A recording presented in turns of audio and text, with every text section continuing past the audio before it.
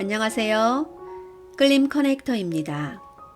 오늘은 하비 다이아몬드 박사의 자연치유 불변의 법칙, 독소가 빠지면 비만과 질병은 저절로 사라진다 라는 책을 읽어보겠습니다. 책을 읽기 전 하비 다이아몬드 박사에 대해 알아보겠습니다. 하비 다이아몬드 박사의 몸은 종합병원이었습니다. 어릴 때부터 병을 달고 살았으며 베트남전에 공군으로 참전했고 고엽제 후유증으로 죽음 직전까지 갔었습니다. 그런 그가 자연위생학을 실천하여 음식으로 병을 고쳤습니다. 20대 178cm에 90kg이 넘던 그가 25kg을 감량했고 그 이후로 그는 한 번도 살이 찐 적이 없으며 질병에 걸린 적이 없습니다. 캘리포니아 의학원에서 영양학을 가르쳤고 다이어트 불변의 법칙과 나는 질병 없이 살기로 했다를 출간했으며 40주 연속 뉴욕 타임즈 베스트셀러 1위, 전 세계 1200만 부 이상 판매되는 전무후무한 기록을 세웠습니다. 이후 레리킹 라이브, 오프라 윈프리 쇼, 굿모닝 아메리카 등 수많은 프로그램에 출연하여 전 세계인의 건강 컨설턴트로 활동하고 있습니다. 자연치유 불변의 법칙은 1장 나는 질병을 달고 사는 뚱보였다. 2장 진실을 말하자 나는 손가락질을 받았다. 3장 다이어트 5대 불변의 법칙. 4장 자연치유 5대 불변의 법칙. 5장 자주 묻는 질문들. 6장 자연치유 2주 프로그램. 총 6장으로 구성되어 있습니다. 오늘 함께 읽어드릴 부분은 3장 다이어트 5대 불변의 법칙입니다. 제1법칙 독소를 제거하면 비만과 질병은 사라진다. 독소에 대한 이야기는 다이어트 불변의 법칙과 나는 질병 없이 살기로 했다에 자세히 설명되어 있긴 하지만 여기에서 다시 한번 검토해 보겠다. 자연위생학의 핵심은 우리 몸속을 깨끗하고 청결한 상태로 유지하는 살아있는 음식을 먹어야 한다는 것이 핵심이다. 몸속이 깨끗하면 겉모습에서도 그대로 드러난다. 당신이 심리적으로 불안하면 그 불안함도 얼굴에 그대로 드러난다. 부끄러우면 얼굴이 빨개지고 놀라면 얼굴이 창백해진다. 그런 심리적인 것도 몸에 드러나는데 몸의 건강 상태가 밖으로 드러나는 것은 당연하지 않겠는가? 당신이 뷔페에 가서 3인분의 음식을 먹고 나오는데 초원의 사슴처럼 상쾌한 발걸음을 할 수 있겠는가? 당신이 복통으로 시달리는데 밝은 얼굴로 남편에게 상냥한 말을 건넬 수 있겠는가? 다이어트 불변의 법칙은 에너지 강화와 체중 감량에 주력하고 있지만 사실 기본적인 목표는 몸속을 깨끗이 하는 것이다. 몸의 내부를 깨끗이 청소하면 비만과 질병은 절대 존재하지 않는다고 나는 강력하게 주장한다. 우리 몸은 다른 모든 것과 마찬가지로 더럽혀질 수 있다. 자동차의 내부 부품들에 기름때가 끼면 깨끗이 제거할 때까지 제대로 작동되지 않는다. 우리 몸도 마찬가지다. 우리 몸 속에 노폐물이 있으면 제대로 작동할 수 없다. 어떤 사람은 그 노폐물을 제거하는 습관을 가졌지만 어떤 사람은 그것을 무시하면서 살아간다. 무시하면 어떻게 될까? 노폐물은 점점 더 쌓이게 되는데 이것은 100km로 달리는 트럭 앞으로 뛰어드는 것만큼 위험해진다. 그렇다면 우리 몸의 기능이 떨어지는 이유는 무엇일까? 바로 독혈증이 그 원인이다. 독혈증은 음식을 섭취하고 그 중에서 우리 몸에 유용한 것을 취한 다음 신체에서 나머지를 제거하는 모든 과정에서 발생한다. 우리가 음식을 먹으면 그 영양분을 흡수한 후 체내에 노폐물을 내보내는 신진대사가 일어나는데 몸에서 노폐물을 제거하는 속도보다 노폐물이 쌓이는 속도가 더 빠르면 몸에 독혈증이 생긴다. 이 독성이 강해질수록 살은 더 찌고 몸은 더 아프게 된다. 우리 몸에는 100조 개의 세포가 있다. 이 세포 중에서 매일 300에서 800억 개의 세포가 사망한다. 이 세포의 시체들은 몸에 쌓인다. 따라서 우리는 이 세포들을 제거해야 한다. 왜 그럴까? 죽은 세포는 우리 몸에서 더 이상 필요하지도 않을 뿐더러 독성이 강하기 때문이다. 독혈증이라는 단어도 독성에서 유래한 말이다. 사용이 끝난 세포는 죽는다. 죽은 세포가 제거되는 속도보다 쌓이는 속도가 빠르면 우리 몸이 유독물질로 오염되어 장기들이 망가지기 시작한다. 세포의 시체만 독성물질을 발생시키는 것이 아니다.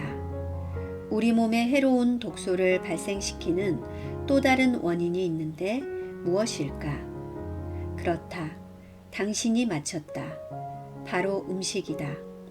우리 모두가 아끼고 사랑에 맞지 않는 오랜 친구 음식 말이다. 미국을 비롯한 선진국에서 섭취하는 가공식품의 양은 상상을 초월한다. 소장과 대장에서 쓸모없는 노폐물과 유독한 첨가제가 흡수된 다음 신속히 배출되지 않으면 이 독성 물질들은 서서히 축적된다. 세포의 시체, 소화된 후의 음식물 찌꺼기, 그리고 가공식품의 첨가제들이 만들어내는 독성의 잔여물이 독혈증을 유발하는 원인이다. 우리 몸이 깨끗한 상태를 유지하려면 이 독성 노폐물이 없어야 한다. 비만과 질병 없이 장수하려면 자신의 몸속에 독성 물질이 얼마나 되는지 파악하고 이를 최소화해야 한다. 1920년대 초에 독혈증을 발견한 존 틸든 박사는 자신의 대표 저서인 독혈증 설명서에서 최초로 연구 결과를 발표했다. 틸든 박사는 약물을 이용한 치료법의 환멸을 느끼고 자연위생학으로 전환한 의사였다. 그는 자연위생학의 원칙을 응용하여 환자들을 치료함으로써 성공을 거두었고 결과적으로 자연위생학의 우수성과 가치를 입증할 수 있었다.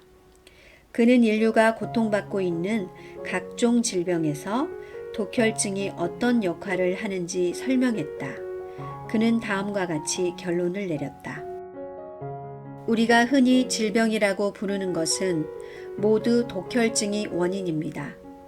질병에서 보여지는 각종 증상은 사실 우리 몸이 독소를 제거하기 위해 발버둥 치는 현상일 뿐입니다. 질병이란 독소를 제거하기 위해 우리 몸이 발버둥 치는 현상이라고? 그렇다. 그는 벌써 100년 전에 진실을 발견했다. 그러니까 복통이란 우리 몸이 뱃속에서 과잉 독소를 배출하기 위해 발버둥 치는 현상이라는 말이다. 그러니까 두통이란 우리 몸이 머리에서 과잉 독소를 배출하기 위해 발버둥 치는 현상이라는 말이다. 노폐물의 제거에 사용되는 신체 부위에 따라 각각의 질병은 다른 이름으로 불린다. 그래서 수많은 질병이 있는 것처럼 보인다. 질병의 숫자만 해도 무려 4만 개다. 하지만 대부분의 질병은 서로 다른 종류의 독혈증이라고 할 수 있다. 이것이 핵심이다. 자본을 계속 확장해야 할 사명을 가지고 태어난 제약과 병원 비즈니스는 각각의 질병을 서로 관련이 없는 개별적인 것으로 본다. 이를 통해 수천 수만의 질병이 탄생했다. 이를 통해 그냥 의사에서 이름도 생소한 수백 수천 종류의 전문의가 탄생했다. 그러나 그것은 물, 이슬, 얼음, 서리 및 눈이 모두 서로 명확히 다른 본질을 가지고 있다고 보는 것과 같다. 방대한 양의 물을 막고 있는 거대한 제방을 상상해 보시라. 이 제방은 벽돌과 모르타르로 만들어진다. 폭풍우가 지속되면 물의 양이 늘어나서 제방에 점점 더 많은 압력을 가하게 된다. 결국 제방은 점점 불어나는 물에 밀리기 시작한다. 그러면 먼저 모르타르의 일부가 떨어져 나가서 물이 새기 시작한다.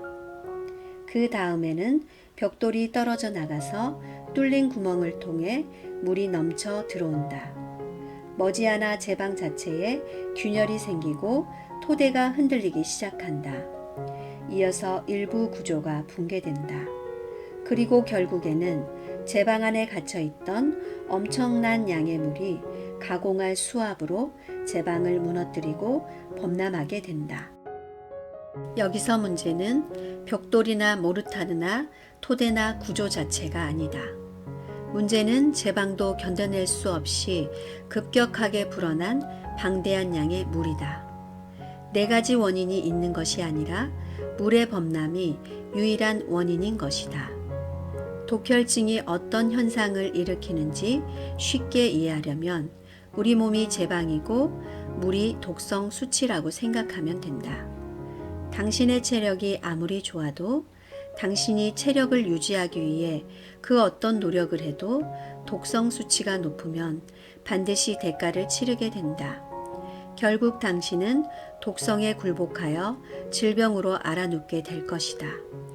앞서 독성 수치를 최대한 낮게 유지하는 것이 날씬한 몸매와 장수의 비결이라고 말한 것도 그런 이유에서다.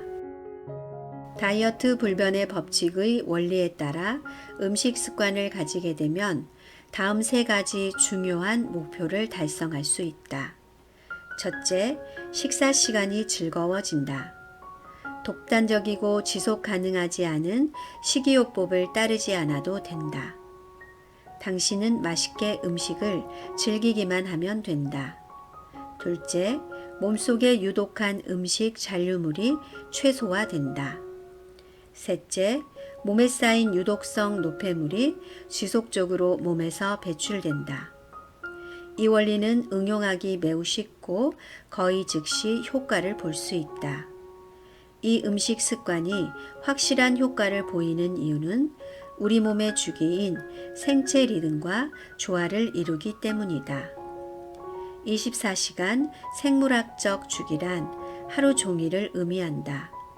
생체 리듬이란 24시간이라는 각 기간 동안 특정 시간에 신체의 여러 기능들이 발생시키는 리듬이다. 이러한 리듬이 존재한다는 사실은 그 누구도 반박하지 못한다. 이에 관해 지금까지 수백 가지 연구가 실시된 바 있다. 어떤 의학 도서관에 가든 생체 리듬에 관한 책을 수백 권 발견할 수 있다. 하버드 의대의 찰스 체이슬러 박사는 생체 리듬에 관한 연구에서 신체의 모든 생리학적인 기능은 명확히 정의된 특정 주기에 따라 작용한다고 결론을 내렸다. 제2법칙 3대 주기 섭취, 동화, 배출에 당신을 맞추어라. 음식의 신체 활동 측면에서 볼 때 24시간마다 각각 대략 8시간씩 섭취, 먹고 소화시킴, 동화, 흡수 및 사용, 및 배출, 몸속의 노폐물과 음식 찌꺼기의 제거, 3개의 주기가 반복된다. 이러한 주기는 편의상 구분했을 뿐 8시간마다 딱딱 떨어지는 것은 아니다. 서로 배타적인 것이 아니라 3가지 주기가 동시에 발생할 수도 있다는 말이다. 그러나 이 3개의 주기는 서로 다른 시간대에 활발한 경향을 보인다. 1940년대에 스웨덴의 과학자인 아레 와에르랜드는 각 주기가 하루 중 언제 발생하는지 처음으로 설명한 바 있다. 그는 먼저 배출 주기가 어느 시간대인지를 파악했다. 배출 주기가 언제 집중적으로 발생하는지 알게 되면 나머지 주기는 자연적으로 알 수 있다. 동화 주기는 섭취 주기 뒤에 온다. 만약 24시간 동안 매 시간마다 혈액 검사를 받는다면 오전 4시와 정오 사이에 혈류의 신진대사의 부산물이 가장 많이 포함되어 있음을 알 수 있다. 이때가 바로 집중적인 배출기로 혈액이 노폐물을 장, 신장, 폐, 피부, 4곳의 해독기관으로 운반한다. 3가지 주기와 각각의 시간대는 다음과 같다. 인체의 8시간 주기, 낮 12시부터 저녁 8시, 섭취 주기, 먹고 소화시킴. 저녁 8시부터 새벽 4시, 동화 주기, 흡수 및 사용. 새벽 4시부터 낮 12시, 배출 주기, 몸의 노폐물과 음식 찌꺼기의 제거. 이 3가지 작용은 우리 몸에서 24시간 항상 진행되고 있다. 그러나 각 기능은 하루 중 특정 시간에 집중된다. 낮 12시부터 시작되는 섭취 주기는 우리 몸이 가장 효율적으로 음식을 섭취하고 소화할 수 있는 시간대이다. 저녁 8시부터 시작되는 동화 주기는 우리가 잠들어 있는 동안에 더 집중된다.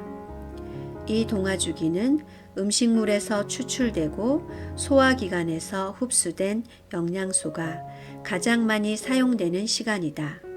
새벽 4시부터 시작되는 배출 주기는 몸이 하루의 모든 일을 끝내고 자체적으로 노폐물을 없애는 시간이다. 배출 주기는 단순히 장의 움직임을 말하는 것이 아니다. 몸속의 모든 세포와 조직에서 노폐물을 없애는 전체적인 과정을 말한다. 아침에 잠에서 깼을 때 유독 입냄새가 심해지는 경험을 해보셨는가?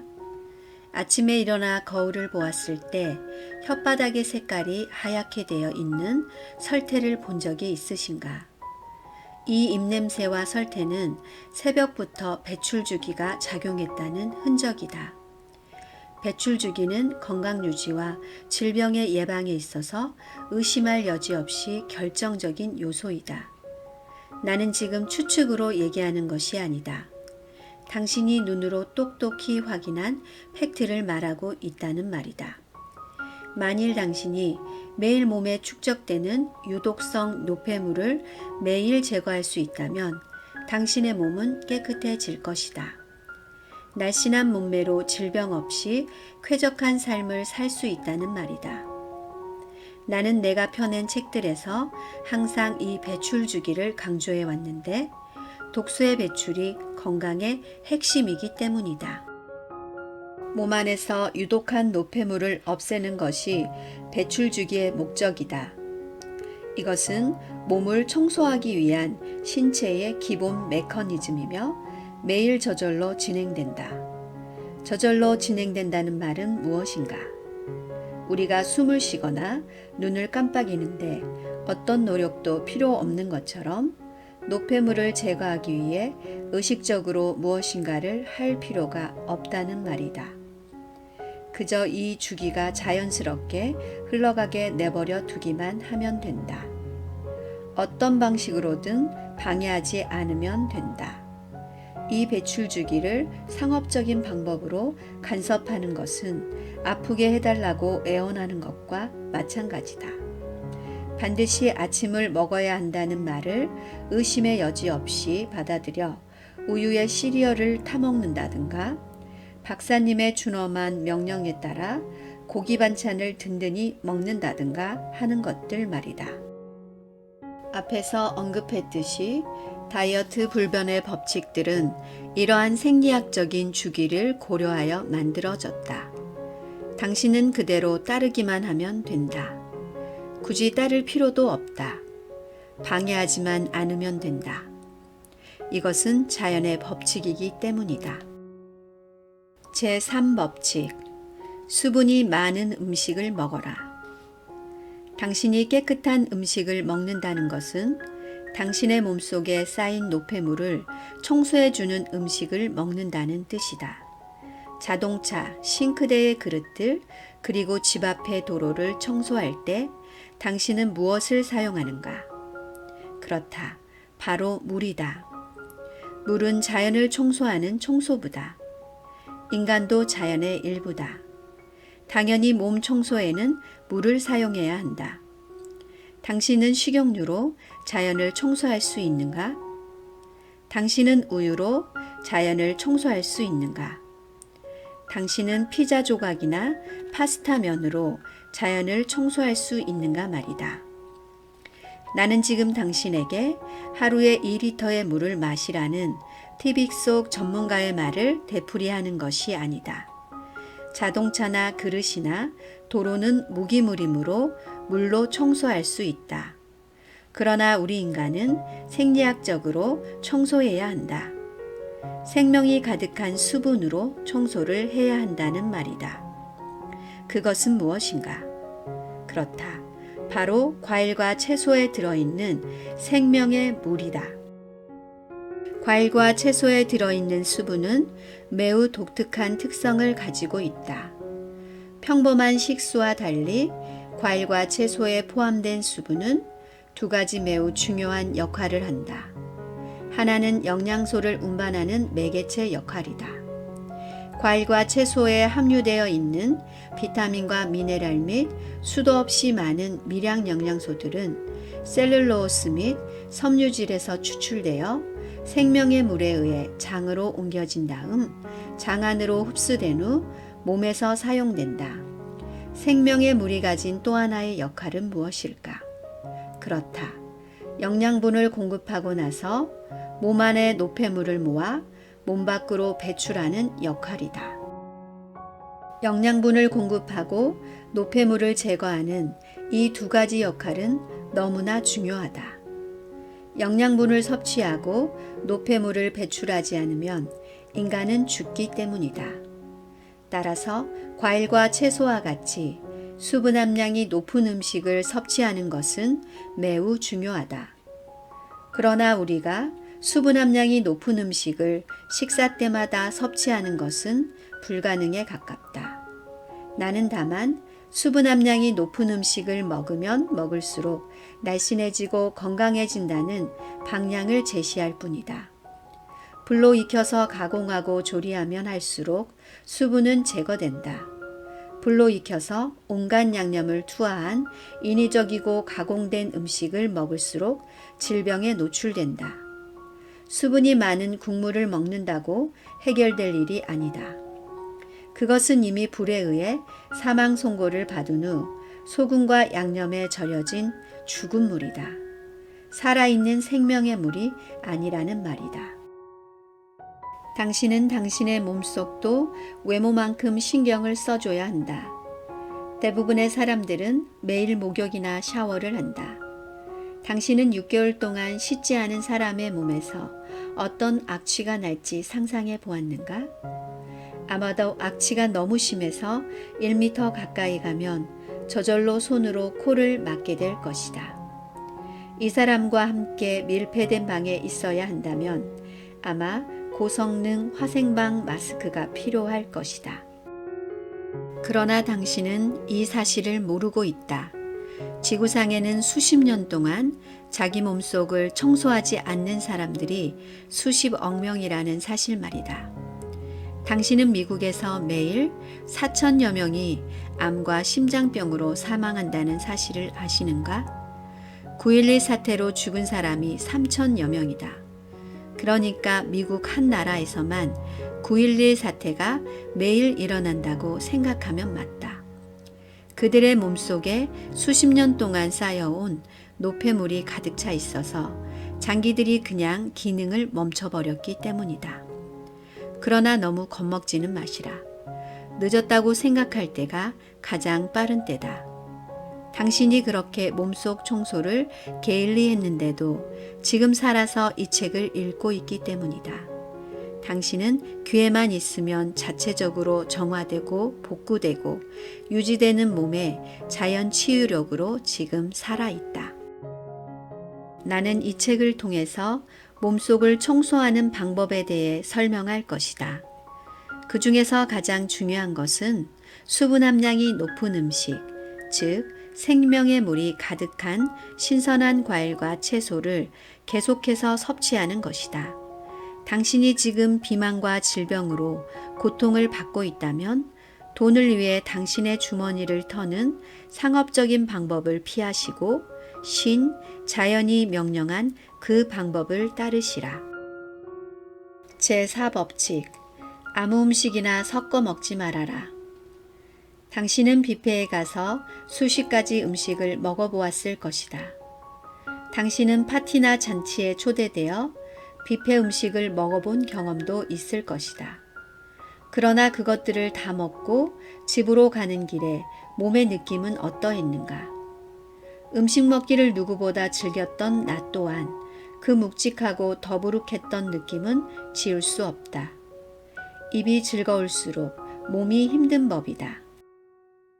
소화가 편하게 되는 음식을 조합해서 섭취하는 것은 최적의 건강을 위해 필수적이다. 그런데 이 음식 조합의 원리는 누구나 짧은 기간 내에 시도해서 확인할 수 있다. 어떤 사람들은 대부분 전혀 시도조차 해보지 않았으면서 이 원리가 과학적이지 않고 엉터리라고 말한다. 20세기 들어 플렉스너 보고서와 약물과 수술을 위주로 하는 관습적인 의학이 득세하면서 실제로 엄청난 효과를 보이는 음식 조합의 원리는 비과학적인 것으로 밀려났다. 어떤 주제에 대해 특정한 철학을 지지하는 사람들이 과학이라는 단어를 낚아채서 이론을 독점하는 일이 있어서는 절대 안 된다는 것이 나의 주장이다. 과학은 실제로 효과가 있어야 한다.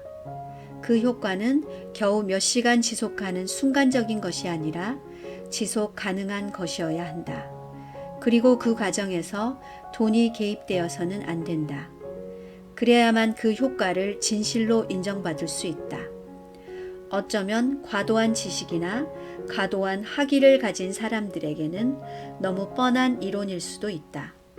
그럼에도 불구하고 음식 조합의 원리는 탁월한 효과가 있기 때문에 과학적이다. 이 사실을 반박할 수 있는 사람은 지구상에 아무도 없다. 음식 조합의 원리는 약물과 수술로 치료를 하고자 하는 현대의학과는 전혀 상관이 없다. 그러나 이것은 자연위생학에서 중요한 원칙이다. 이 원리가 비과학적이라고 주장하는 바로 그 사람들이 10년 전에는 고섬유질 음식이 간암의 원인이라고 주장했었다. 이 사람들이 또 10년 후에는 음식을 적절하게 조합하라고 조언할지도 모른다. 왜 하얀 옷의 전문가들에게는 오늘의 진실과 내일의 진실이 다른 것일까? 개인적으로 나는 20년 이상 극심한 위 통증으로 고생했었는데 음식 조합의 원리를 실천하자 24시간 후에 통증이 사라졌다. 그것도 완전히 사라졌다. 다이어트 불변의 법칙 발행 이후 나는 미국 전역에서 유사한 효과를 경험했다는 내용이 담긴 편지를 수만 통 받았다. 당신도 전문가들이 아무 생각 없이 주장하는 골고루 음식을 섭취하는 대신 호모사피엔스의 소화기관이 원하는 대로 음식을 조합함으로써 탁월한 효과를 볼 수 있다. 이것은 무슨 신통한 기술이나 방법이 아니라 원리이기 때문이다. 인간과 유전자가 99.6% 유사한 침팬지는 빵과 파스타와 고기와 햄버거를 섞어 먹지 않는다. 오전에는 바나나 나무에서 식사를 하고 오후에는 오렌지 나무에서 식사를 할 뿐이다. 당신도 식곤증을 경험했을 것이다. 음식을 먹은 후에 졸리고 피곤하게 느껴지는 것은 왜일까? 이것은 마치 새는 왜 하늘을 날고 물고기는 왜 물속에서 헤엄을 칠까요? 라는 질문과 같다. 항상 그래왔기 때문이고 너무나 당연하기 때문이다. 또한 많이 먹으면 먹을수록 먹고 난 후에 더 피곤한 법이다. 당신은 어렸을 때 배탈이 나니까 밥 먹고 바로 물놀이를 하지 말라는 부모님의 훈계를 들은 적이 있을 것이다. 부모님은 왜 그런 말씀을 하셨을까? 식사 후에 피곤함을 느끼게 되는 이유는 골고루 음식을 완전히 소화하려면 엄청난 양의 에너지가 소모되기 때문이다. 사실 소화에는 당신이 추측하는 것보다 더 많은 에너지가 소모된다. 우리가 음식을 먹으면 소장으로 들어가기 전에 소화를 위해 약 3시간 정도 위에서 머무르게 되어 있다. 그러나 음식 조합의 원리를 실천하면 우리가 먹는 음식이 필요 이상으로 위에 오래 머물지 않게 해준다. 다른 모든 기능과 마찬가지로 소화 기능에도 한계가 있다. 10층 건물에서 뛰어내리면 죽든가 사망하든가 둘 중 하나다. 시속 300km로 운전하다가 건물에 부딪히면 죽든가 사망하든가 둘 중 하나다. 물론 예외도 있다. 건설 현장에서 일하는 내 친구는 3층 높이에서 떨어진 적이 있는데 다행히 웅덩이 가장자리에서 떨어져서 바로 일어나서 걸어 나왔다고 했다. 그리고 카레이싱 선수인 셜리 멀다우니는 시속 350km로 달리다가 벽에 충돌한 적이 있는데 1년 후에 다시 레이싱에 복귀할 수 있었다.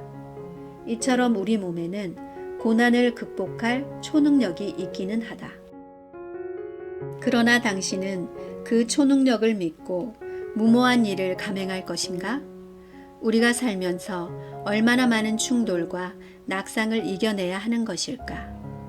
물론 우리 인간은 입으로 들어갈 수만 있다면 어떤 음식을 어떤 조합으로 섞어 먹어도 살아남을 수는 있다. 이것은 섞어 먹는 음식에도 살아남을 수 있는 인간 육체의 위대함을 증명할 뿐이다. 그러나 이것이 과연 바람직한 것일까? 의심을 하는 자만이 진리에 가까이 갈 수 있다. 자세히 살펴보자. 아무거나 골고루 먹어라라는 조상님의 관습과 통념을 실천하느라 우리 호모사피엔스의 소화기관은 매일 고통에 시달린다. 골고루 먹어야 한다는 말은 절대로 진실이 아니다. 들판을 뛰노는 야생동물을 보시라. 어디에도 7코스 식사나 구첩반상을 즐기는 동물은 없다. 이 지구상에서 유일하게 인간만이 혀끝의 즐거움을 위해서 먹을 것을 복잡하게 만든다. 야생동물들의 식사는 매우 간단하다. 거의 대부분 한 번에 한 가지 음식을 먹는다. 게토레이를 마시는 토끼를 본 적이 있는가? 소화제 텀스를 복용하는 호랑이는? 젤루시를 복용하는 기린은? 펩토 비스모를 복용하는 판다는 또 어떠신가? 물론 바보 같은 질문이다. 미국인을 비롯한 서구인들은 왜 화학약품인 소화제를 몸속에 털어넣느라 매년 수조 원을 낭비하는 것일까? 왜 그럴까? 의심은 진리에 도달하는 출발선임을 나는 계속해서 강조한다.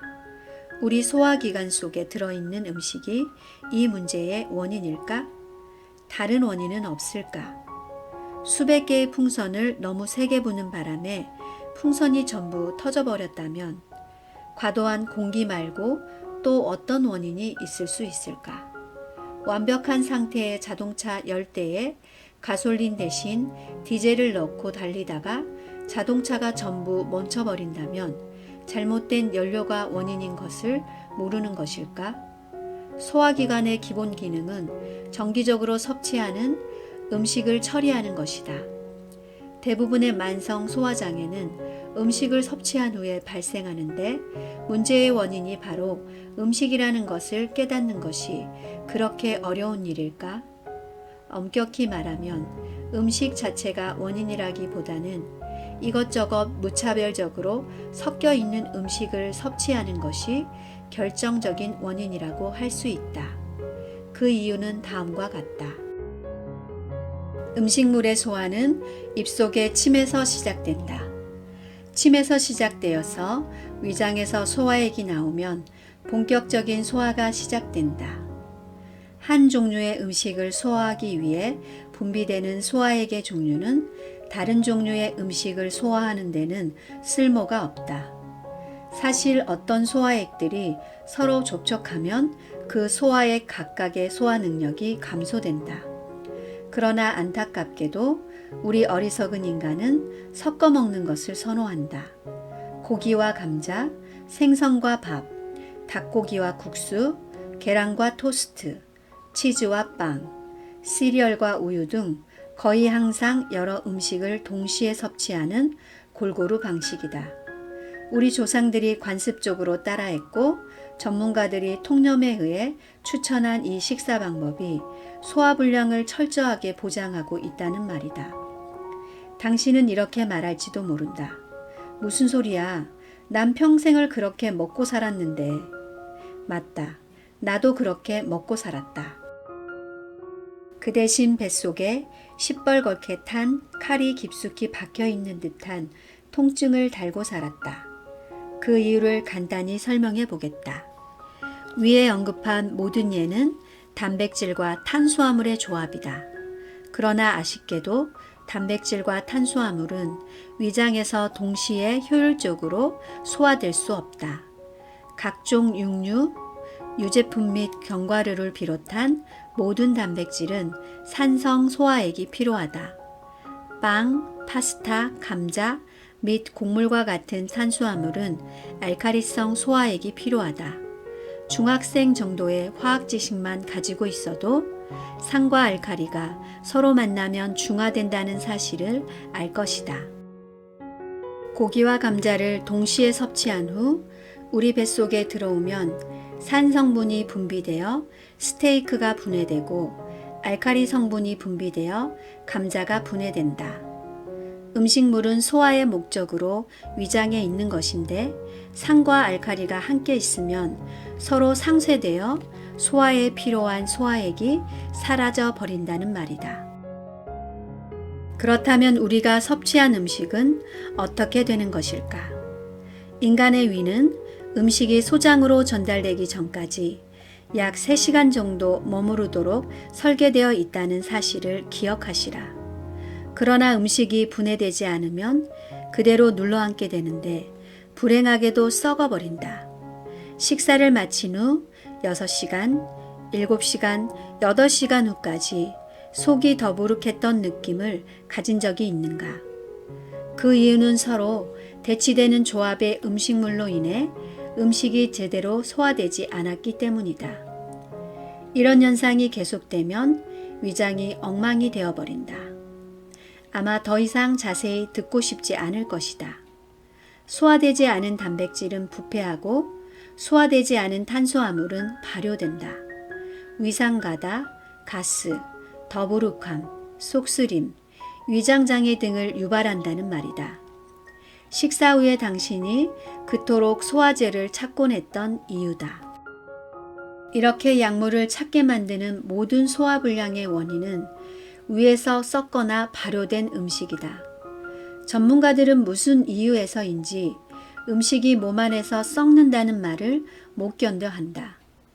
이 말을 어찌나 싫어하는지 그중 몇몇은 위에서 음식물이 썩는 것은 불가능하다며 얼굴마저 붉힌다. 도대체 이들의 머릿속에는 상식이라는 것이 있기는 한 것일까? 물론 모든 전문가들이 이 생리학적 진실을 거부했다는 의미는 아니다. 사실 나는 꽤 많은 전문가들로부터 새로운 진실을 깨닫고 이를 적극 활용하고 있다는 연락도 많이 받았다. 위장에서 음식물이 썩는 일은 절대 없다고 주장하는 사람들은 생리학에서 가장 용서받을 수 없는 무지의 죄를 저지르고 있는 셈이다. 이런 발언을 직업상 인체의 원리에 대한 지식이 그다지 필요하지 않은 사람이 말했다면 별로 상관이 없다. 그러나 음식 습관과 인체의 원리라는 분야에서 권위를 가졌다는 사람들이 이런 무지한 발언을 한다면 절대 용서해서는 안 된다. 이러한 소위 전문가들은 살면서 한 번도 음식물을 토해 본 적이 없는 것일까? 역류되는 음식이 소장이나 대장이 아닌 위에서 배출된다는 사실은 이제 누구나 알고 있는 상식이다.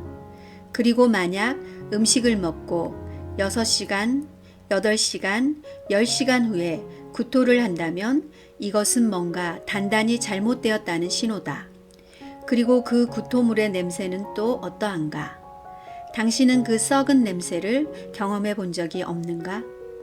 썩은 냄새가 나는 이유는 썩었기 때문이다. 너무 단순한 논리라고 생각하시는가? 그러나 사실이다. 놀랍게도 우리 몸에서 거부한 음식이라는 확실한 증거가 있는데도 관습과 통념에서 벗어나지 못하는 전문가들의 머리는 너무 굳어 있다. 따라서 설득이 쉽지 않다. 나 또한 이처럼 고집스러운 인물을 얼마 전에도 만난 적이 있다. 어떤 토론 자리였는데 음식물은 위장에서 썩지 않는다고 주장하던 한 사람이 음식 조합의 원리에 대해 의문을 제기했다. 그는 그 이론을 뒷받침할 만한 과학적인 증거가 없다고 단언했다. 나는 역사상 가장 위대한 과학자 중 한 명으로 노벨상을 수상하고 이 분야에서 혁신적인 연구 활동을 펼친 이반 파블로프 박사를 예로 들었다. 당연히 음식 조합의 원리를 뒷받침할 수 있는 과학적 증거로 충분하다고 설득했다. 그러나 나의 이 주장은 그에 의해서 바로 묵살되었다. 그 전문가는 심지어 자신은 그 주제에 대해 어떤 지식도 없다고 고백까지 한 상태였다. 전형적인 고집불통 사례다. 내 마음은 이미 정해졌으니 진실을 들고 와서 나를 혼란스럽게 하지 말라는 대표적인 사례였다. 그렇다면 그는 어떤 이유로 나의 새로운 진실을 거부한 것일까? 바로 전문가의 주장을 따르지 않는다는 이유 때문이다. 지금까지 파블로프의 연구가 틀렸음이 증명된 적은 단 한 번도 없는데도 말이다. 그 이후에 나는 이 사람이 하는 말에 도저히 집중할 수가 없었다. 야구 경기를 본 적도 없는 사람이 메이저리그 4번 타자의 타격 자세가 엉망이라고 지적한다면 얼마나 어이없겠는가. 많은 사람들은 그것이 무엇이든 간에 확실한 반증이 있어도 자신의 신념을 끝까지 고집한다. 그것은 마치 아직도 지구가 평평하다고 주장하는 것과 다를 바가 없다. 홀로코스트는 허구라고 주장하는 사람들도 있고 음식물은 위장에서 썩지 않는다고 믿는 사람도 있다. 그렇게 말하는 사람들은 소화제 산업을 지켜내려는 제약회사의 보호막이다. 홍보와 현상 유지에 수십억 달러를 쏟아붓고 있는 제약회사 말이다. 그러나 당신은 제약회사의 희생양이 되어서는 안 된다.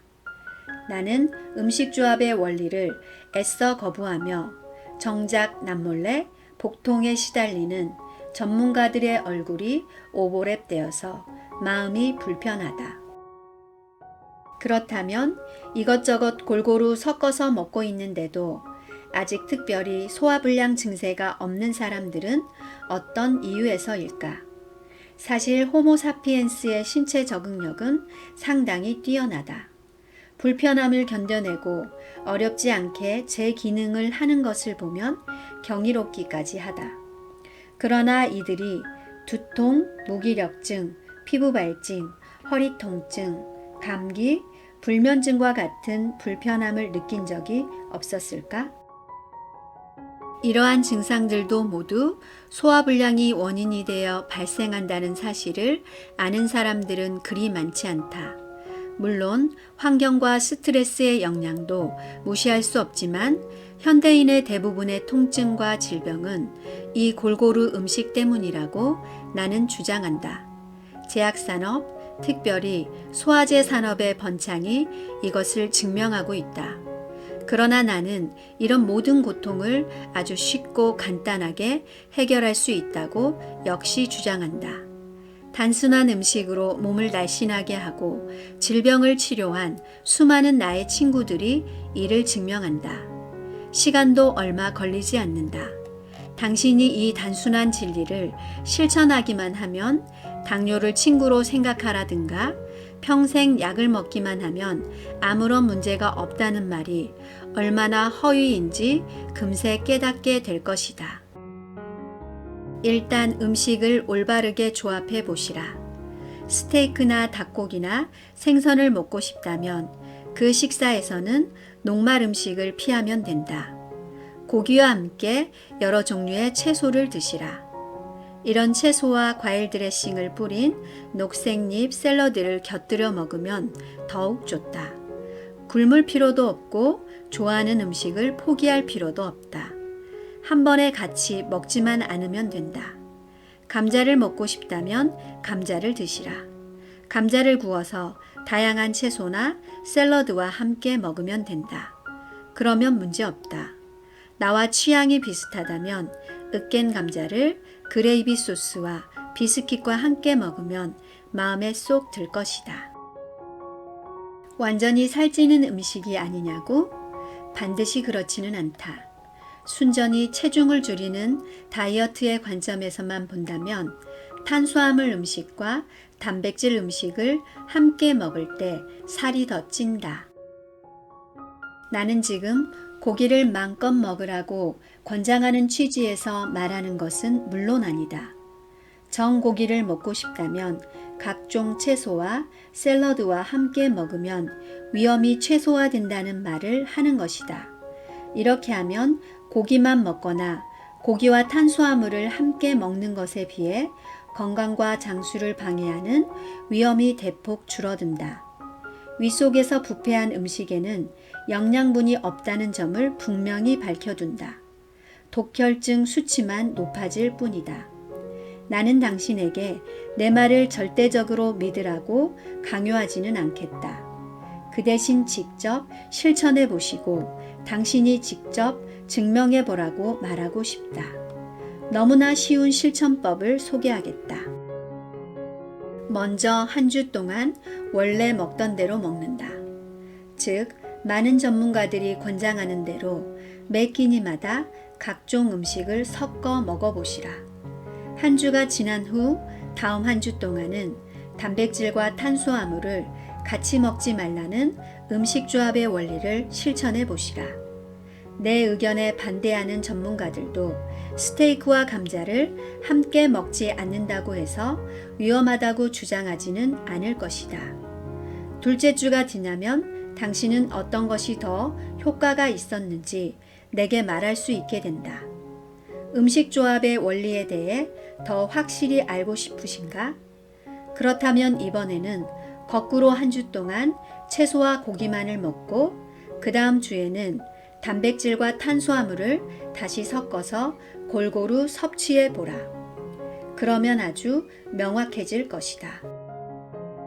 이것은 당신의 신념과는 상관이 없는 일이다. 아주 명확한 생리학의 원리이자 호모사피엔스 음식의 원리다. 우리가 우리 몸의 자연스러운 원리를 존중하기 시작하면 날씬한 몸과 팔팔한 건강을 찾을 수 있다. 그렇다면 이 원리는 모든 사람에게 공통적으로 해당되는 원리일까? 그렇다. 너무 당연하다. 인간은 영장류만의 독특한 소화기관을 가지고 있다. 사람마다 다르기 때문에 체질에 맞게 서로 다른 음식을 먹어야 한다는 말은 진실이 아니다. 체질을 분류하고 나누어서 이익을 취하려는 세력의 말을 믿지 마시라. 당신이 그 말을 믿는 순간 서로 다른 체질에 맞게 분류되어 상품화된 치료법이 대기하고 있다는 사실도 기억하시라.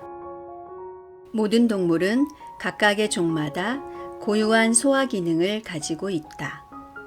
많은 해부학자들은 같은 영장류인 인간과 침팬지의 장 구조가 놀랍도록 유사하다고 한결같이 증언한다. 지구상의 모든 꿀벌은 서로 완전히 똑같은 소화기관을 가지고 있다. 모든 기린, 말, 캥거루, 원뱃, 고릴라 또는 인간의 소화기관 역시 같은 종이라면 서로 똑같은 방식으로 작용한다. 그 어느 대학교의 생리학 교재에서도 인간이 자연적으로 서로 다른 소화 기능을 가지고 있다는 내용은 찾을 수 없다. 그 어디에서도 인간의 생물학적 장기가 사람마다 서로 다르다는 증거는 전혀 찾아볼 수 없다. 한 인간의 위장에 들어가는 내용물은 이 세상 모든 인간의 위장에 들어가는 내용물과 동일하다. 신념과는 관련이 없다고 하는 것도 바로 이런 이유 때문이다. 당신이 음식 조합의 원리를 믿지 않는다고 해도 그 원리는 여전히 유효하다. 심지어 자신의 능력 이상으로 과도하게 교육을 받은 전문가들에게도 그대로 적용된다. 다른 의견을 가진 그 전문가들도 700만 년 전 침팬지에서 분류되어 나온 우리의 먼 조상 유인원의 자손이고 10만 년 전 그 유인원에서 분류되어 나온 우리 호모사피엔스의 진화론적 동일성에서 벗어날 수 없기 때문이다. 적절한 음식 조합의 원리를 반증하는 것은 사실상 불가능하다. 그런 사람이 있다면 내게도 알려주시라. 전문가들이 나와서 누가 옳고 누가 틀리고 하는 논쟁은 당신에게 어떤 도움도 되지 않는다.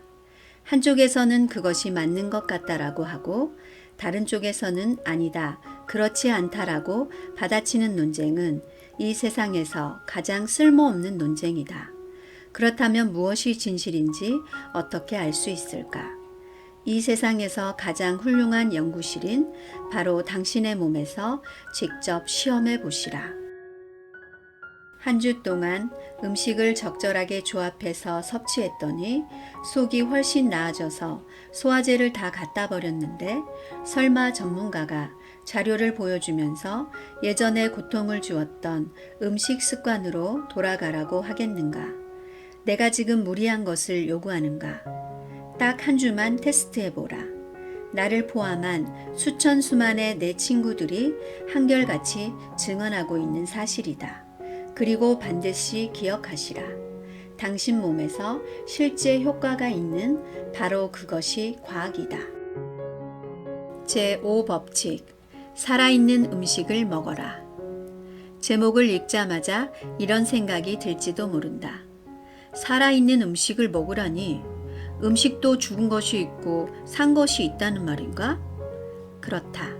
지금 그것을 땅에 심어서 나중에 되살아난다면 그것이 산 음식이다. 나는 지금 과일을 말하고 있다. 우리는 인간의 소화기관을 이해해야 한다. 우리 몸은 과일을 가장 효과적이고 효율적으로 활용할 수 있도록 설계되어 있다. 앞에서 음식 조합의 원리에서 설명했듯이 음식물은 위장에서 약 3시간 동안 머물러야 한다. 그러나 예외가 하나 있다. 바로 과일이다. 과일은 위장에서 소화할 필요가 없는 지구상의 유일한 음식이다. 과일에는 자체적으로 효소가 함유되어 있어서 완전히 익으면 사실상 이미 소화된 상태이기 때문에 위장 안에서 20분에서 30분만 머무르다가 소장으로 전달된다. 그리고 소장에서 영양분을 흡수하여 우리 몸에서 활용하는 것이다. 이것은 과일과 영장류와의 계약관계를 증명하는 원리다. 무슨 말인가 하면 과일은 자신의 맛있는 살점을 인간을 비롯한 영장류에게 내어주는 대신 자신의 자손들을 널리 퍼뜨려 달라고 간청했다는 말이다. 그 씨앗이 부모로부터 분가하는 때는 언제인가? 그렇다.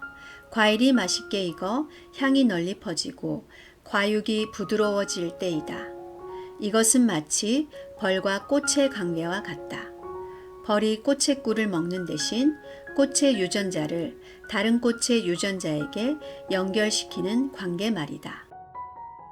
과일에는 인간의 생명 유지에 필요한 최적의 영양소가 들어있다는 사실을 기억하시라. 즉 에너지를 위한 탄수화물의 포도당이 들어있다. 또한 단백질 생산을 위한 비타민, 무기질, 지방산 및 아미노산 등이 들어있다. 바로 이 때문에 내가 최적의 영양소라는 말을 사용한 것이다. 이러한 최적의 영양소를 우리 몸이 사용하려면 두 가지 필수 전제 조건이 충족되어야 한다. 첫째, 과일은 매우 섬세한 성질이 있기 때문에 신선하게 익은 상태에서만 섭취해야 한다. 과일이나 과일즙은 오직 신선한 상태에 살아있는 것만이 우리 몸에 적합하다. 통조림이나 조리된 과일이나 저온 살균 주스는 위장에서 발효된 후 산성으로 변하여 체내의 독성을 발생시킨다. 반면에 신선한 과일과 과일즙은 몸속의 유독한 찌꺼기를 정화하는 데 결정적인 도움이 된다. 둘째, 우리 몸에서 원하는 대로 위장에서 과일을 빨리 통과시키려면 아무것도 먹지 않은 상태에서 빈속에 과일만 섭취해야 한다. 다른 음식과 함께 섞어서 먹지 말아야 한다는 말이다. 다른 음식을 먹은 직후에 섭취해서도 안 된다. 사실 과일을 다른 음식과 함께 먹거나 디저트로 먹는 관습적인 습관이 문제였다. 우리가 과일을 먹으면 살이 찌고 산이 생성되고 칼로리가 높아지고 저혈당에 방해가 된다고 잘못 알려진 것도 바로 이런 이유 때문이다. 과일이 소화가 더딘 다른 음식과 함께 위장에 남아 있으면 빠르게 발효되어 위장 속 다른 음식의 소화를 방해한다. 이러한 상황에서 과일이 부정적인 영향을 일으키는 것은 당연하다. 그러나 제대로 먹기만 한다면, 즉 빈속에 단독으로 먹을 경우 신선한 과일과 과일즙은 건강에 매우 긍정적인 영향을 준다. 당신이 직접 실험해 보시라. 1. 먼저 빈속에 과일만으로 식사를 해보시라. 2. 그 다음 식사 때 먼저 과일을 먹은 다음 20-30분 후에 일반식을 해보시라. 3. 마지막으로 식사를 마치자마자 과일을 먹어보시라. 그리고 뱃속에서 어떤 차이가 있는지 살펴보시라. 1, 2, 3 먼순으로 속이 편안하다는 사실을 바로 느낄 수 있다. 아직 다이어트 불변의 법칙을 읽지 않았다면 단도직입적으로 다음과 같은 사실을 공개하겠다. 아침 식사를 강조하는 음식 습관은 지구상에 존재하는 가장 건강에 치명적인 음식 습관 중 하나라는 사실 말이다. 당신은 건강을 위해서 아침 식사를 반드시 해야 한다고 어렸을 때부터 귀에 못이 박히도록 들어왔을 것이다. 나도 그랬다. 그러나 아침 식사가 하루 중에서 가장 중요한 식사라는 주장은 완전히 상업적인 선동이다. 이 선동적인 문구를 인간의 생리학을 전혀 알지 못하는 전문가들이 맹신하고 있으며 그 신념을 당신과 나처럼 어리석은 인간들에게 퍼뜨리고 있다. 그러나 이런 행위는 상업 자본주의의 돈의 논리와 관련이 있다. 누구보다 정확한 정보를 알고 있어야 하는 영양사 및 영양학자들조차도 20세기 초반에 곡물 생산업자와 식품업자들이 꾸며낸 계략에 넘어가 아침에 일어나자마자 그들의 제품을 먹어야 한다고 선동했다. 사실 아침 식사는 하루 중에서 가장 불필요한 식사다. 아니, 나는 건강에 해가 된다고 감히 주장한다. 나는 현대의 전문가들에게 결여되어 있는 생리학적 기초 상식만으로 이 진술의 타당성을 입증할 수 있다. 내가 앞에서 골고루 음식을 소화하는데 얼마나 많은 에너지가 소모되는지 언급했던 사실을 기억하는가? 소화는 다른 모든 기능보다 더 많은 신체 에너지를 필요로 한다. 위장에 음식물이 들어오면 그것이 1순위가 되어 즉시 소화를 시작한다. 이것은 엄청난 에너지가 소모되는 과정이다. 식사 직후에 물놀이를 하지 말라는 어른들의 경고를 보면 알 수 있다. 에너지를 소화에도 사용해야 하고 신체 활동에도 동시에 사용해야 하기 때문이다. 당신은 식사 후에 주로 무엇을 하시는가? 휴식을 취하는가? 아니면 산을 오르시는가? 지난 명절을 기억해 보시라. 딱 한 점만 더 먹자를 실천한 후에 팔 벌려 뛰기를 하고 싶었는가? 아니면 소파와 한 몸이 되고 싶었는가? 아침에는 하루 어느 때보다 더 많은 에너지가 필요하다. 아침부터 풍성한 식사를 하면 엄청난 양의 에너지를 소비하게 된다. 이것은 모든 미국인들이 즐기는 커피 브레이크와 관련이 있다. 음식 조합의 원리를 따르지 않고 거하게 아침 식사를 하면 우리 몸에서 많은 음식을 처리하느라 엄청난 에너지를 써버린다. 그러면 자연히 기력 회복을 위해 커피를 찾게 되는 것이다. 여기에서 더 비극적인 사실은 아침밥을 소화시키는 데 사용되는 에너지가 바로 배출주기에 필요한 에너지라는 사실이다. 독소를 제거해야 할 에너지가 위장에서 쓰이는 바람에 가장 중요한 일인 배출주기가 심각한 타격을 입게 된다. 게다가 이런 현상이 매일 반복되면 이 중요한 주기가 제 역할을 할 시간이 완전히 없어진다. 이제 살이 찌고 질병에 걸리는 일만 남은 것이다. 이렇게 규칙적으로 배출 주기가 방해를 받으면 비만과 질병은 가속화된다. 과일을 드시라. 과일은 사실상 소화 에너지가 거의 필요 없는 유일한 음식이다. 아침에 먹으면 완벽한 음식이다. 아니, 아침에 먹어야 하는 유일한 음식이다. 배출 주기를 통해 몸속을 제대로 청소하고 싶다면 다른 무엇보다도 아침에 일어났을 때부터 낮 12시까지 신선한 과일과 신선한 과일즙을 섭취하는 습관을 길러야 한다.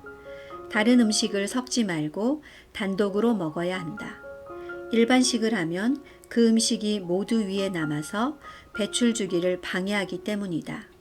물론 가끔씩 이 방법을 따르지 않는다고 해서 당장 큰 사고가 나는 것은 아니다. 그러나 암세포가 만들어지는데 10년이 걸린다는 사실을 당신은 알아야 한다. 현재 당신의 비만과 질병은 10년 전에 이미 만들어지기 시작했다는 말이다.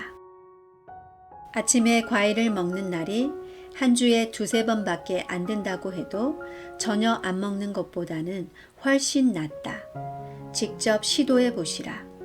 계속해서 강조하지만 자기 자신이 직접 그 효과를 입증하는 것보다 정확한 것은 없다. 전문가들의 어렵고 현학적인 이론에 귀 기울이지 말고 한 주만 시도해보고 나아졌는지 확인하시라. 한 주만 시도하고 그 다음 주에는 안 해도 된다. 살이 빠지고 몸이 쾌적해졌다는 말을 하기 위해 전문가의 인증은 필요 없다. 어떤 것의 가치를 증명할 때 좋은 결과보다 더 나은 증거는 없다.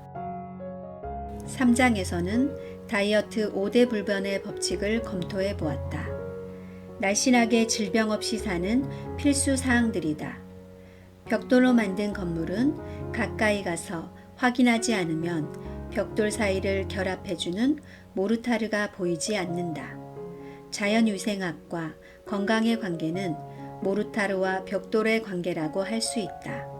자세한 설명은 다이어트 불변의 법칙 책을 참고하시라.